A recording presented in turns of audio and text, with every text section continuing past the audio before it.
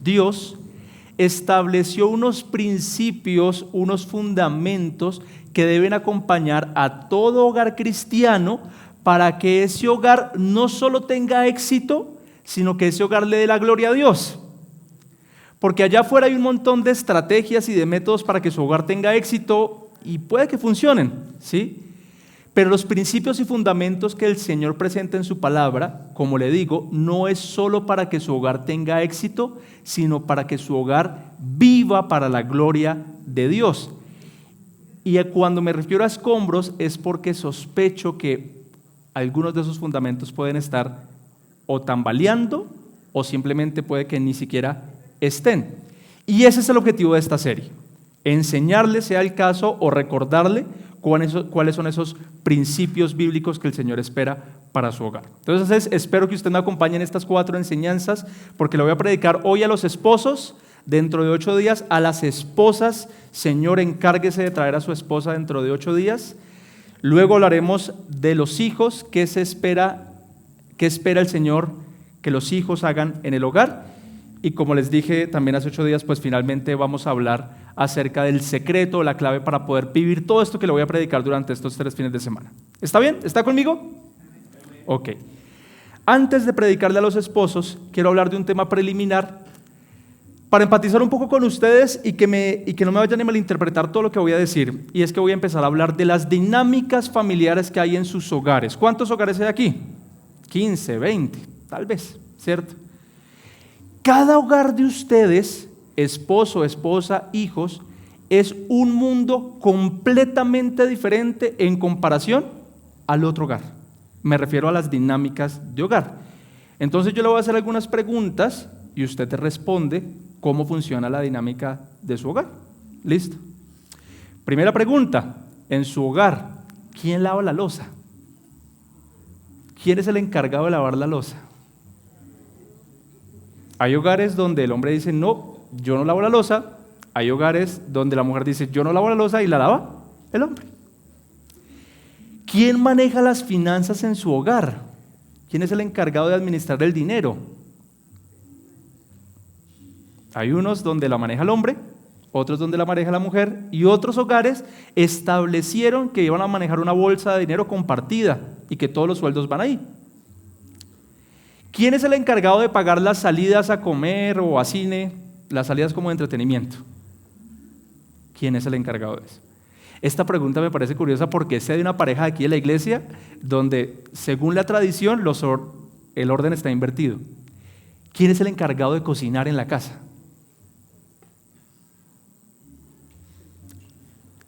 ¿Está mal que el hombre cocine? No, al contrario. Algunas mujeres dicen, qué rico que mi esposo cocina y cocina así de rico, ¿verdad? Bien.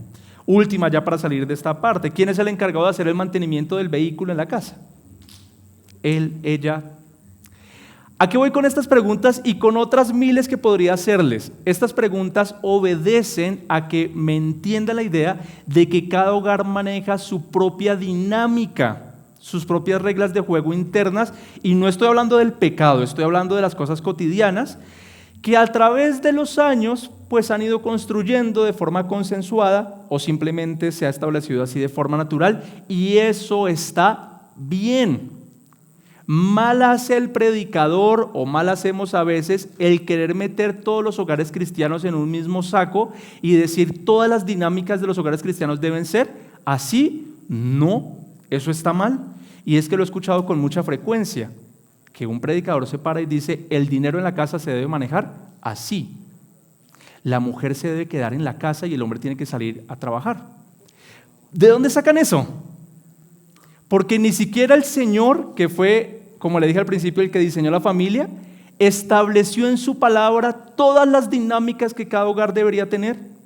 El Señor, como les digo, estableció unos principios y para allá vamos, pero no se metió con todos y cada uno de los detalles de lo que debe ser el hogar. ¿Qué tan románticos deben ser en el hogar? ¿La palabra lo dice? No. ¿Quién es el encargado de cocinar? ¿La palabra lo dice? No. Cada hogar va construyendo eso, y los hogares cristianos, pues guiados por el Espíritu Santo, van llegando a esas dinámicas propias. ¿Me entiende esto, verdad? Otro error en el que caemos frecuentemente, y yo suelo o solía ser el primero en esos, es andar mirando los hogares ajenos y criticando la dinámica de hogar que ellos tienen porque no hacen las cosas como yo pienso que deberían ser. ¿Sí le ha pasado? Que ve un hogar y entonces aparece el comentario: oiga, él debería ser más cariñoso con ella, o ella debería ser más atenta con él, o deberían hacer esto con sus hijos, y siempre estamos construyendo una opinión, pero esa opinión ¿de dónde sale? De lo que yo considero que debe ser, y eso está mal. Está mal porque cada hogar, como les digo, tiene su propia dinámica. Para ejemplificar un poco más esto, y ya voy a meterme en el texto bíblico, le cuento que un día conocí a una parejita en Acacias, ya mayores, él pensionado, ella es docente, y ella todos los días tenía que estar a las 6 de la mañana trabajando. Y un día ella me contó que a las 5:30 salía a coger el transporte público para llegar a su trabajo, porque a las 6 entraba a trabajar. Oh, sorpresa, llego un día yo a visitarlos a la casa y me doy cuenta que tienen carro. Y le pregunto a ella: ¿y tú no manejas? No, nunca aprendí a manejar. Y de una vez mi corazón pecaminoso sale con el comentario: ¿y por qué él no se levanta a llevarla al trabajo? ¿Por qué tiene que hacerla coger bus? Caí en el error. Cada hogar tiene su propia dinámica. Ellos llegaron a esa regla de juego, a esa norma, y ella no se está quejando, ni él se está quejando. Todo esto para decirle que cuidado con andar mirando dinámicas de hogar ajenas y criticándolas, porque eso también es pecado, lo sabemos, ¿cierto? Y más bien mire su propia dinámica familiar, qué sí está funcionando, qué no está funcionando, qué hay que corregir. Miremos primero la viga que hay en nuestro ojo y después sí miramos la paja que hay en el ojo ajeno. Muy bien. ¿Sabe cuál es su dinámica familiar? ¿La tiene clara? Bueno, independientemente de su dinámica de hogar, como le digo, el Señor sí espera que cada hogar cristiano tenga unos principios que acompañen ese hogar para que ese hogar tenga éxito según el criterio de Dios. Porque como le decía otra vez al principio, puede que su dinámica sea muy buena, que esté funcionando muy bien, pero si usted deja de lado estos principios de los que le voy a hablar hoy, su hogar no le va a dar la gloria a Dios. Y el objetivo de todo hogar cristiano es darle la gloria al Señor. De eso se trata. Entonces, caballeros, señores, esposos y los que un día nos vamos a casar, no veo hoy jovencitos, sí, aquí están los jovencitos, espero que un día nos casemos. Esta enseñanza es para recordar eso, Alvarito. Bien, para allá Alvarito está celebrando así. Esta enseñanza es para enseñarnos y recordarnos esos principios bíblicos que todo esposo debe tener hacia su esposa. ¿Está bien? ¿Preparado? Señora, por favor, no vaya a apoyar tanto a su esposo en esta enseñanza, con amor, con misericordia. Bien, ya vimos el título para esposos y futuros esposos. Acompáñenme en sus Biblias, Efesios capítulo 5, versículos, voy a leer primero el 22, y toda la serie vamos a estar girando en torno a este capítulo 5 de Efesios. El versículo 22, ¿quiénes dicen amén a este precioso versículo? Las mujeres estén sometidas a sus propios maridos como al Señor. ¿Quién dice amén a ese versículo? Hoy las mujeres están diciendo amén, ¿sí? Suele haber una queja con este texto, ¿no? Pastor, eso es algo cultural, eso es algo de la antigüedad, eso no nos corresponde ya a nosotras. Equivocadas las mujeres que piensan de esa manera. Este es un mandato, esta es una instrucción para las esposas de lo que deben hacer frente a su esposo. Y sí, aunque parece pesado ese mandato de estar sometida a mi esposo, cuando ustedes, damas, entienden el mandato y la instrucción que reposa sobre los hombros de los esposos, se dan cuenta que a ellos les toca la parte complicada. Y ustedes dirán cuando lo entiendan como: sí, yo prefiero someterme y no que me toque hacer lo que a él le toque hacer. Porque ¿qué le corresponde al esposo? Ahora sí, Efesios 5, 25 al 27. Esposos, maridos, los que un día nos vamos a casar, amen a sus mujeres, así como Cristo amó a la iglesia y se dio él mismo por ella. 26, para santificarla, habiéndola purificado por el lavamiento del agua, por la palabra. ¿Con qué objetivo? Versículo 27, ¿con qué propósito? A fin de presentársela a sí mismo. ¿Quién se la va a presentar a quién?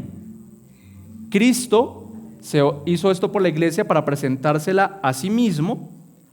Una iglesia en toda su gloria, sin que tenga mancha, ni arruga, ni cosa semejante, sino que fuera santa e inmaculada. ¿Qué es inmaculada?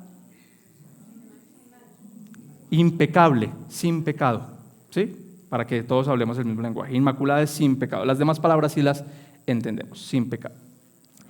Entonces aquí Pablo está escribiendo una carta para la iglesia en Éfeso, dando algunas instrucciones de lo que el esposo debe hacer con su esposa, qué tipo de amor debe tener él por ella, y quiero desglosarle en estos 45 minutos de qué es lo que Pablo está hablando aquí en términos prácticos.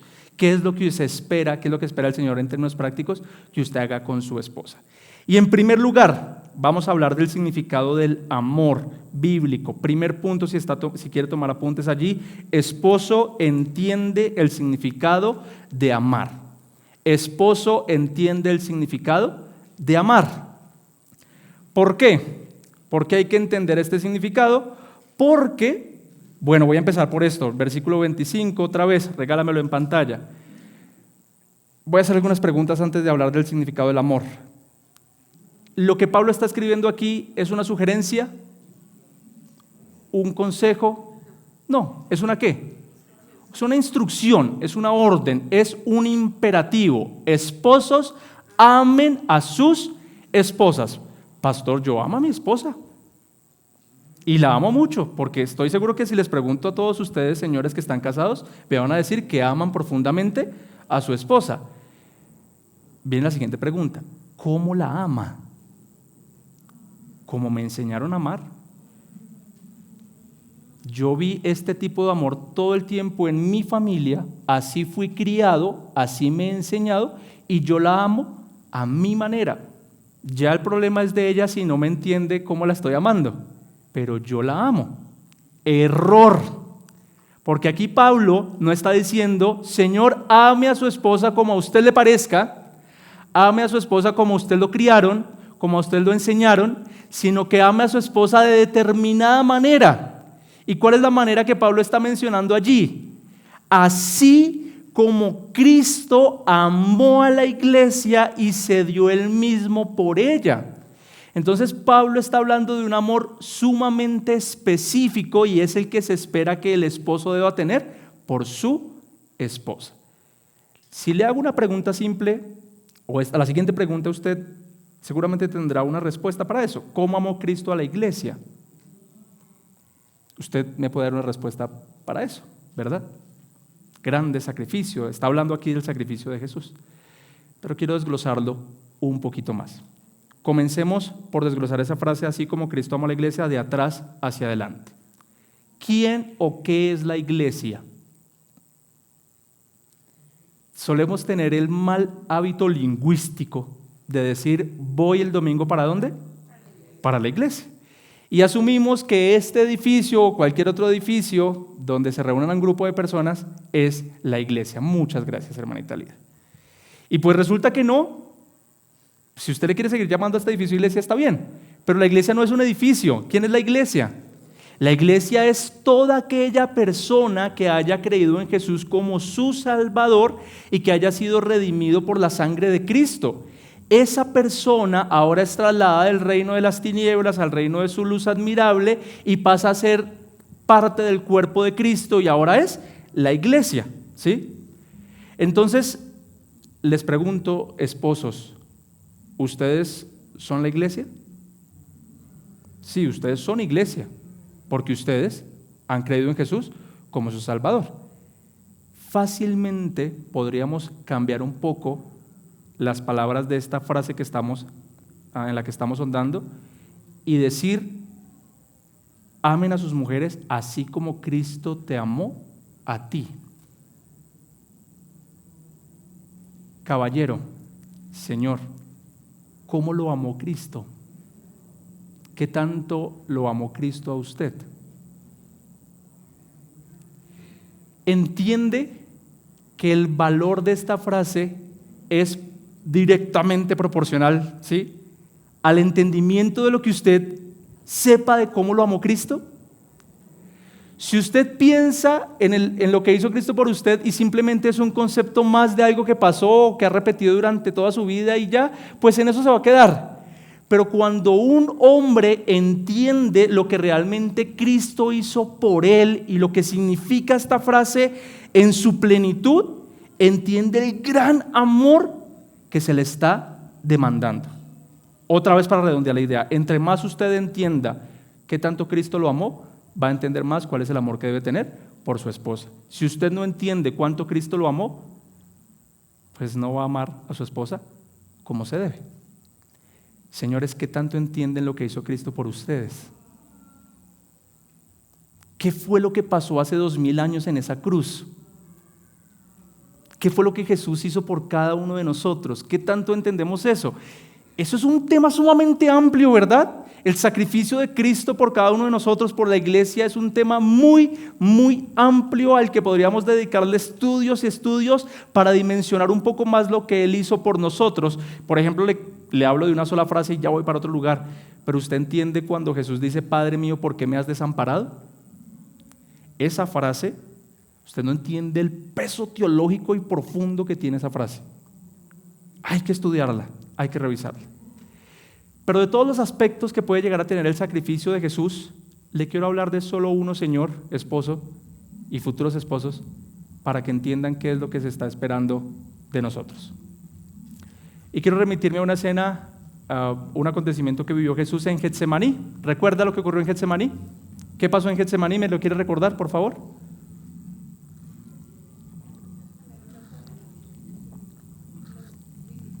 Jesús se fue a orar con 3 de sus discípulos porque ya se avecinaba ¿qué? Lo iban a capturar, lo iban a torturar y finalmente iba a ir a la cruz. Y allí en Getsemaní ocurre una de las oraciones más famosas y extrañas de Jesús, y es cuando Él está arrodillado allí orando al Señor y sudaba grandes gotas de sangre, y Jesús lanza una frase, una oración al Padre diciéndole, Señor, si es posible ¿qué? Pasa de mí esta copa, pero que no se haga como yo quiero, sino que se haga como tú quieres. Y en esa frase hay una profundidad teológica de la que le quiero hablar por unos instantes. ¿Qué está pasando allí? Porque nosotros creemos que Jesús es completamente Dios y completamente hombre, ¿cierto? Eso afirma la Biblia. Ese hombre que habitó 2000 años atrás entre nosotros, completamente Dios y completamente hombre. Aquí Jesús le está diciendo al Padre, Señor, que no se haga como yo quiero, sino que se haga como tú quieras. ¿Cómo así? ¿Habían 2 voluntades diferentes en Jesús? Y le quiero explicar eso por un instante. Como le digo, la Biblia enseña que Jesús fue completamente Dios, completamente hombre, y efectivamente en Él habitaban 2 voluntades. La voluntad divina, que es completamente alineada a la voluntad del Padre y a la voluntad del Espíritu Santo, en objetivo, en propósito, en sentir, alineado completamente. Pero como hombre tuvo una voluntad humana y estuvo expuesto a las mismas situaciones que usted y yo estamos expuestos todos los días, a las mismas tentaciones, a las mismas circunstancias. Y como hombre, Él pudo haber decidido hacer otra cosa diferente a la voluntad de Dios. Pero su frase emblemática que lo acompañó, su frase emblema que lo acompañó en varias enseñanzas es: yo no he venido a hacer mi voluntad, sino la voluntad ¿de quién? Del que me envió. Entonces Jesús somete su voluntad humana voluntariamente a la voluntad de Dios y así vive toda su vida. Entonces en esta oración allí en Getsemaní, Jesús le está diciendo al Señor: yo quisiera en mi voluntad humana que las cosas se hicieran de otra manera. Jesús sabía lo que venía. Si es posible, pasa de mí esta copa.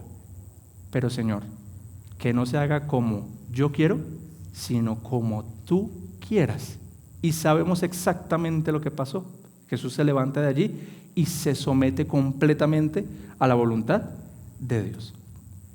Trayendo esto al texto de Efesios 5, que amemos a nuestras mujeres, a nuestras esposas, así como Cristo amó la iglesia, permítame resumirle todo esto que le acabo de decir en solo una palabra, y es negación.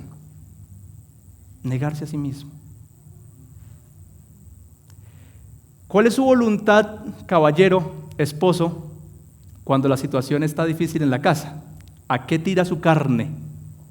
¿A qué tira su carne cuando su esposa está, aunque yo sé que las esposas de aquí no, son esposas de otros lugares, cuando su esposa está un poco irritada, cuando su esposa está un poquito orgullosa, cuando su esposa está un poquito ¿cuál es el impulso de su carne a reaccionar ante esa situación? Esa es nuestra voluntad humana. Esa es nuestra carne queriendo reaccionar. ¿Sí? De hecho, en nosotros, los creyentes, también habitan dos voluntades ya, ¿cierto? Porque ¿quién habita en nosotros? El Espíritu Santo. Y Pablo dice, mengüen la carne para que vivan en el Espíritu. Y todo el tiempo nos estamos enfrentando a situaciones donde o le damos cabida a la carne o dejamos que el Espíritu Santo nos gobierne, ¿sí? Y lo que se espera según Pablo en este texto es, señor caballero, que usted someta su carne, que usted someta su voluntad pecaminosa a la voluntad de Dios para que ame a su esposa. Pastor, deme algo más práctico. ¿Qué significa eso? Bien, permítame, me remito a otro texto para explicarle de forma un poco más práctica esto que le estoy diciendo. Primera de Corintios 13, del 4 al 7, famoso texto, y de hecho es el que hemos estado estudiando en nuestro seminario de parejas. Es una descripción que hace Pablo también acerca de lo que es el amor, ¿sí? ¿Y el amor qué es? Versículo 4. El amor es, léalo conmigo por favor, es paciente y bondadoso. El amor no es celoso, ni fanfarrón, ni orgulloso. El amor tampoco es ofensivo, ni tampoco exige que las cosas se hagan a su manera. No se irrita, ni lleva un registro de las ofensas recibidas. El amor tampoco se alegra de la injusticia, sino que se alegra cuando la verdad triunfa. El amor nunca se da por vencido, jamás pierde la fe, siempre tiene esperanzas y se mantiene firme en ¿cuántas circunstancias? En toda circunstancia. Permítame, le volteo ese texto para que usted, Señor, encuentre pasos prácticos de lo que implica negarse a sí mismo. ¿Está bien? En el versículo 4, la última parte dice que el amor no es orgulloso. Regálame el 4, por favor, en pantalla. El amor no es orgulloso, ¿cierto? Entonces, cuando un día, caballero, usted esté en su casa con su esposa y tengan una discusión, porque es apenas normal que discutan, porque somos dos pecadores, ¿verdad?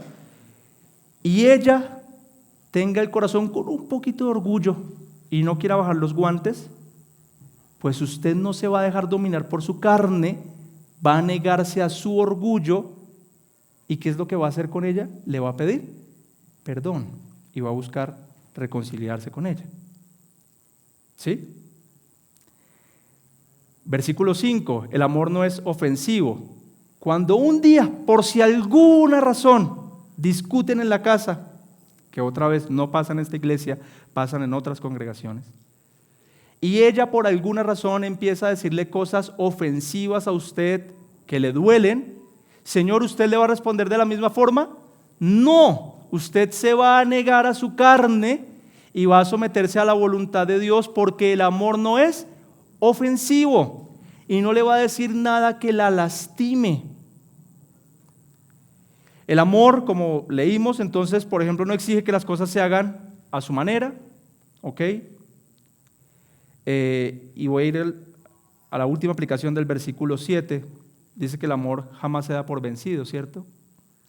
Caballero, si su esposa un día está que tira la toalla por lo difícil que está la situación en su casa, usted se va a negar a sí mismo, a su carne, de querer responder de la misma manera y le va a decir no, amor, porque el amor nunca se da por vencido. Esta descripción que hace Pablo aquí de lo que es el amor que Dios espera que tengamos entre nosotros. Es un amor que viene de la voluntad de Dios. Y como le digo, así como Jesús se negó a sí mismo en Getsemaní para hacer la voluntad de Dios, caballeros, se espera que nosotros nos neguemos a nosotros mismos para amar de forma correcta a nuestras esposas. ¿Fácil o difícil? Alguno dijo invivible, imposible. De hecho, yo lo hablaba con mi mamá me escucha mis enseñanzas antes de pararme acá y me dijo: eso que tú estás diciendo es complejísimo, porque en el día a día, pues en el papel está muy lindo y lo que tú estás diciendo está muy lindo, pero en el día a día es muy difícil estar peleando contra la carne, y lo sé, no le voy a decir que esto es fácil, pero como le dije también hace 8 días, en la cuarta enseñanza le voy a dar la clave para poder vivir esto realmente, para que usted, Señor, pueda amar a su esposa y a sus hijos de esta manera. Y aunque ese día se la voy a ampliar, permítame le resumo un poquito esa idea a la que voy a llegar en aquel día.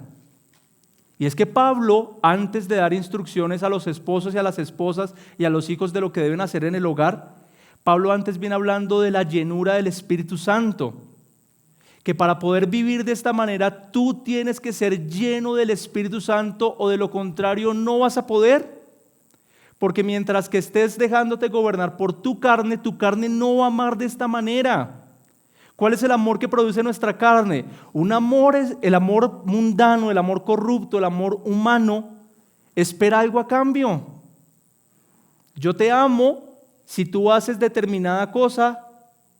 Yo te doy de esto si tú me das de esto, y siempre espera algo a cambio. Es un amor corrupto, es un amor que viene de la carne. Pero Pablo dice: no se dejen dominar por su carne, sino que sean llenos del Espíritu Santo para que puedan vivir de esta manera, porque de lo contrario es imposible. Y pastor, ¿cómo hago para vivir lleno del Espíritu Santo? Lo espero en la cuarta enseñanza. Lo espero ese día, para que usted realmente aprenda y sepa cómo ser lleno del Espíritu Santo para poder amar de esta forma. Damas, esposas, ¿quieren que sus esposos las amen de esta forma, de esta manera? Yo sé que sí. No estoy hablando de evitar el conflicto, porque el conflicto es necesario. No somos pacifistas. El pacifista es el que paz y amor a todo. Somos llamados a ser pacificadores. ¿Jesús fue un pacificador y tuvo conflictos? Sí, se enfrentó con las personas. Es necesario el conflicto, porque el conflicto ayuda a crecer. Pero le hablo, Señor, de que usted revise la intención de su corazón, a ver cómo está amando a su esposa y si se alinea a esto que está aquí escrito, porque es el amor que Dios está demandando que usted tenga por su esposa. ¿Me entiende? Hay pasos prácticos aquí, ¿cierto? Pero permítame ir a algo un poquito más superficial que creo que le puede ayudar mucho, Señor, en la dinámica de amor en su matrimonio. No sé si han leído un libro que salió hace algunos años, fue bestseller, Los 5 lenguajes del amor. ¿Lo leyeron? Lo escribió un sujeto que se llama Gary Chapman. Y básicamente lo que él dice en su libro es que categoriza, esquematiza 5 formas en las que se puede dar amor y 5 formas en las que se puede recibir amor. Y él dice que cada persona tiene una inclinación a una de esas 5 formas. ¿Sí? ¿Cuáles son esos 5 lenguajes del amor? Se los voy a mencionar brevemente. Esto puede que le ayude en algo de su matrimonio. Esto es algo superficial. Regálame la tabla, por favor. Los 5 lenguajes, según Gary Chapman, es palabras de afirmación, tiempo de calidad, regalos, actos de servicio y contacto físico. ¿Nunca lo había escuchado? Ok. ¿Cómo le explico esto? Voy a explicarle esta tabla con un ejemplo muy práctico. Un esposo considera que ama a su esposa y ama a su hogar, a sus hijos, haciendo actos de servicio. Ese es su lenguaje del amor. Entonces él es sumamente responsable con todo lo que tiene que ver con hacer cosas del hogar. Él lleva a los niños temprano al colegio, él los recoge en el colegio, él lleva a su esposa al médico, él lleva a los muchachos al deporte, él es el encargado de acompañar a su esposa a mercar y hace muchas cosas y todo el tiempo está haciendo actos de servicio porque esa es su forma de demostrarle amor a su hogar, a su esposa y a sus hijos, ¿sí? Pero ella no se siente amada. Y ella dice, yo estoy muy agradecida con todo lo que él hace por la casa, por el hogar, pero yo quisiera que él me dedicara 2 o 3 horas, por ejemplo un día, para acostarnos a ver una película y ver una serie. Yo quisiera que él me invitara a una cita a tomar café y que hablara harto conmigo, porque el lenguaje del amor de ella, con el que ella se siente amado, es con el tiempo de calidad. Entonces su esposo da muchos actos de servicio, pero ella no se siente tan amada con eso porque su lenguaje del amor con el que le gusta recibir es el tiempo de calidad. Y así puede pasar con muchas de esas 5 cosas que usted encuentra allí en la tablita. Entonces, señor esposo, puede que usted haya sido educado, criado para amar con uno de esos 5 lenguajes del amor, pero no necesariamente es el lenguaje del amor que quiere recibir o que necesita recibir su esposa. ¿Me hago entender a lo que estoy yendo con esto? Hay damas que se sienten muy amadas cuando les traen regalitos. Que él vaya a la tienda, que cada vez que salga le traiga un dulcecito, una chocolatina, y esa es su forma de sentirse muy amada. Hay otras damas que las palabras de afirmación son sumamente importantes. Amor, necesito que todo el tiempo me digas que estás conmigo, que me amas. Es su lenguaje del amor. Para sorpresa mía, hay damas que no les gusta el contacto físico. Uno pensaría que todas las mujeres son dadas al contacto físico, pero hay mujeres que no les gusta que el hombre sea muy meloso ni que la esté abrazando todo el tiempo, y está bien, cada persona es diferente. ¿A qué voy con todo esto, caballero, señor que me escucha? Usted, si no lo tiene claro, tiene que tener esta conversación con su esposa y hacerle la siguiente pregunta: mi amor, ¿qué puedo hacer por ti para que te sientas más amada por mí? Y señora, cuando su esposo le haga esa pregunta, no le vaya a decir, ay, tú sabes, o ¿cómo no lo vas a saber después de tantos años? No lo sabe, se lo juro que no lo sabe. Él no tiene ni idea, no tiene ni idea. Respóndale sensatamente: mi amor, yo quisiera que fueras más responsable con estas cosas. Mi amor, yo quisiera que me invites a cine una vez por semana. Mi amor, yo quisiera que me trajeras un regalito, lo que sea, pero respóndale, señora, dama, ¿sí? Y usted, señor, si la respuesta de ella es contraria a la forma en la que usted suele dar amor, pues noticia, llegó el momento de amar a su esposa como Cristo amó a la iglesia y de negarse un poco a sí mismo y hacer lo necesario para que su esposa se sienta amada. Y por supuesto, aquí no estoy mencionando nada del pecado, pero señor, si usted está cometiendo algún pecado que lastima a su esposa, no vaya a esperar a que ella le diga, abandona este pecado. Usted lo abandona porque usted ama al Señor. ¿Me hago entender? Estoy hablando de cosas cotidianas, de cosas diarias del quehacer. Pastor, ¿yo dónde encuentro esa tabla de los lenguajes del amor para preguntarle eso a mi esposa? En nuestras redes sociales, hoy en la tarde, sale la publicación de estos 5 lenguajes del amor. Usted los lee y tiene esa conversación con su esposa, y dentro de 8 días o el miércoles en el grupo de hombres me cuenta cómo le fue con eso. ¿Listo? Como le digo, esto es algo un poco más superficial, pero creo que le puede ayudar en su dinámica de amor en el hogar. Realmente puede ser importante, porque otra vez, la instrucción de amar a su esposa no es una sugerencia, no es un consejo, es una orden. Esposos, amen a sus esposas. Señores, ¿están dispuestos a amar a sus esposas así? Amén. Ánimo, el Espíritu Santo está con ustedes, el Espíritu Santo les da la fortaleza para hacerlo, para vivir de esa manera. Muy bien, ahora quiero explicar un poco más el versículo 27 del que habla allí Pablo. Voy a volverlo a leer, Efesios 5, 25 y 27. Regálamelo desde el 25, por favor. Maridos, amen a sus mujeres, así como Cristo amó a la iglesia y se dio él mismo por ella. Ahora sí, regálame el 27, por favor. Gracias. A fin de presentársela a sí mismo una iglesia en toda su gloria, sin que tenga mancha, ni arruga, ni cosa semejante, sino que fuera santa e impecable.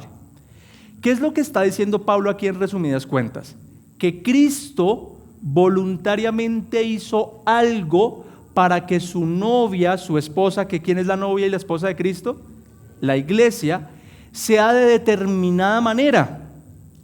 Entonces Jesús se sacrificó a sí mismo otra vez para presentársela a sí mismo y que su novia sea así como Él la quiere. ¿Me entiende la idea? ¿Cierto? Y efectivamente lo hizo y lo va a lograr. Porque con el sacrificio, pues ya sabemos que empieza humanamente nuestro proceso de santificación, la iglesia, y el Señor está obrando en nosotros y va a hacer la buena obra hasta el día de Cristo Jesús y lo va a completar, ¿cierto? Entonces Jesús se va a encargar de que su novia, su iglesia, sea como Él la quiere. Y lea conmigo por favor un texto de Apocalipsis 19, donde se nos habla del final de la iglesia, qué es lo que va a hacer de nosotros. Versículo 7, alegrémonos y llenémonos de gozo y démosle honor a Él, porque el tiempo ha llegado para la boda del Cordero, va a llegar la hora de la boda, del matrimonio. Y su novia, ¿que quién es su novia? Nosotros, usted y yo somos la iglesia, y su novia se ha preparado. A ella se le ha concedido vestirse de lino blanco y puro de la más alta calidad, pues el lino de la más alta calidad representa las buenas acciones del pueblo santo de Dios. La iglesia va a llegar pura y santa a ese día de la boda. Cristo empezó la obra y la va a terminar. ¿Qué tiene que ver esto conmigo como esposo o futuro esposo? Otra vez le repito la idea. Cristo hizo algo para que su esposa fuera de determinada manera. Señores, les voy a hacer una pregunta que ya la voy a ampliar un poquito más, y es el segundo punto. Esposo, ¿cómo quieres que sea tu esposa? ¿Cómo quieres que sea tu esposa? Que yo la quiero rubia, que yo la quiero así. No estoy hablando de eso. Estoy hablando de la forma de ser de ella.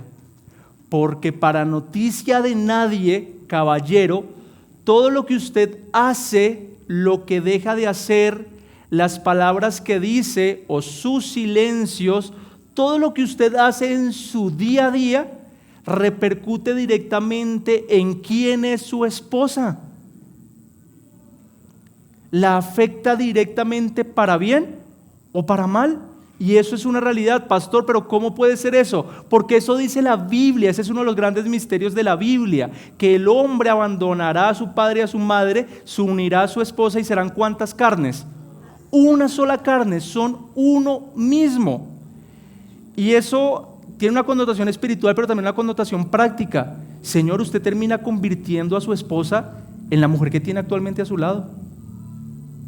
¿Cómo así, pastor? ¿Usted de qué está hablando?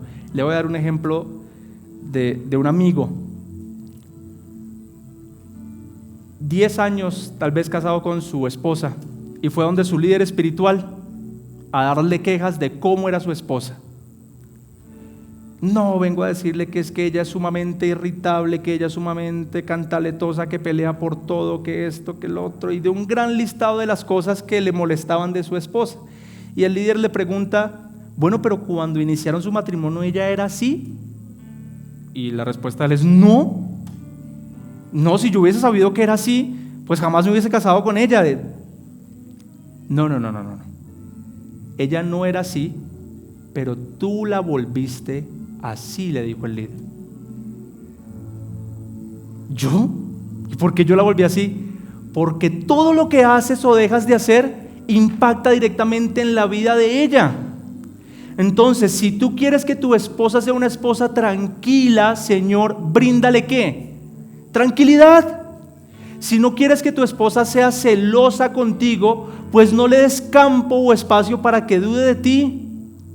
Si no quieres que tu esposa esté estresada con las cosas del hogar, pues bríndale la provisión y la protección que ella requiere. Porque ella va a reaccionar y a responder a lo que tú hagas o dejes de hacer. Pero hay algo mucho más alto, más sublime de todo esto que le estoy diciendo, y es la parte espiritual. Todo hombre cristiano que ama y honra al Señor, que sueña con el reino de los cielos, quiere que su esposa, la que esté a su lado, también sea una mujer y una dama espiritual. ¿O no, señores? Que nuestra esposa, mi futura esposa, sea una mujer que ame al Señor, que sirva al Señor, que tema al Señor. ¿No quiere eso usted para su esposa? Claro que sí. Bríndele los espacios para que ella también se fortalezca en eso. Porque así como Cristo hizo algo de forma consciente para que su esposa fuera así, usted también lo puede hacer. Entonces, ya para terminar y meterme en el ámbito espiritual del quehacer del esposo, señor, caballero, que sea usted el que anime a su esposa a venir a la iglesia los domingos, y que no sea al revés, que ella tenga que estarle diciendo: mi amor, gordo, vamos a la iglesia, vamos y ponemos cuidado. Que usted le diga: mi amor, ya alisté a los niños, ya preparé el desayuno. ¿Cuántas mujeres dicen amén a eso? Amén. Vamos a la iglesia.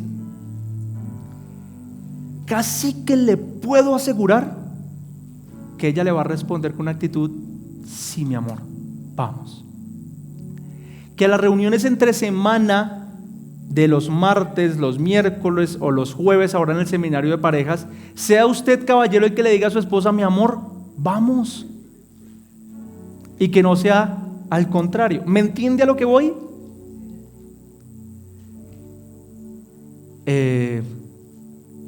Pero lamentablemente a veces en las familias que se llaman cristianas, ese orden está invertido, y es ella la que está jalando y la que está jalando y la que está jalando.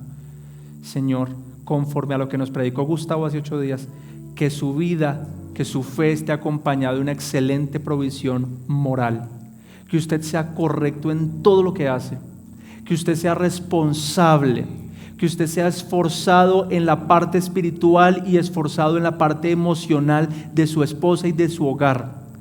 Esfuércese por ser un buen esposo, y le aseguro que de forma casi que automática ella va a responder al primer versículo que leímos en esta enseñanza: esposas, sométanse a sus esposos como Cristo se somete a la iglesia. Casi que ocurre de forma automática. Pero, Señor, mientras que usted sea todo lo contrario de lo que le acabo de hablar, difícilmente su esposa le va a caminar como usted quiere que le camine, ¿sí? Porque no la quiero exonerar a ella de su responsabilidad, porque la responsabilidad mía no puede depender de lo que haga el otro. Mi responsabilidad ante Dios es delante de Dios. Yo no puedo decir: yo soy buen esposo si mi esposa es buena esposa. No, yo soy buen esposo. O yo no soy buena esposa si mi esposo es buen esposo. No, soy buena esposa, soy buen hijo, punto, ¿sí? Así que, señores, tienen tarea, un poco, ¿cierto? Tienen unas cuantas cosas que conversar con su esposa. Y recuerde que, como le dije al principio, estos son principios bíblicos que lo deben acompañar, principios de vida espirituales que lo deben acompañar todos los días de su matrimonio. Todos los días de su matrimonio. Y esto y muchos otros más que están en la Escritura, pero que no tengo tiempo para explicárselos, garantizan que su hogar tenga éxito y que su hogar le dé la gloria al Señor. Amén. Entonces, les puedo pedir un favor a las esposas: si tienen a su esposo ahí al lado, mientras que suena la música un ratico, oren por él, y los demás podemos meditar un tiempo en esta enseñanza. Quiero que mire un último texto en pantalla y con eso cerramos nuestro sermón. Gálatas capítulo 6, versículos del 7 al 9, dice lo siguiente. Gálatas 6, 7 al 9. No se dejen engañar. Nadie puede burlarse de la justicia de Dios. Siempre se cosecha lo que se siembra. ¿Cuántas veces? Siempre se cosecha lo que se siembra. Los que viven solo para satisfacer los deseos de su propia naturaleza pecaminosa cosecharán de esa naturaleza destrucción y muerte. Y lo sabemos, porque las veces que nos hemos dejado dominar por nuestra naturaleza pecaminosa, hemos cosechado destrucción y problemas y dolores, ¿cierto? Pero los que viven para agradar al Espíritu, del Espíritu cosecharán vida eterna. Amén a eso. Así que no nos cansemos de hacer el bien, porque a su debido tiempo cosecharemos numerosas bendiciones si no nos damos por vencidos. En el nombre de Jesús, amén a esta palabra. Muy bien.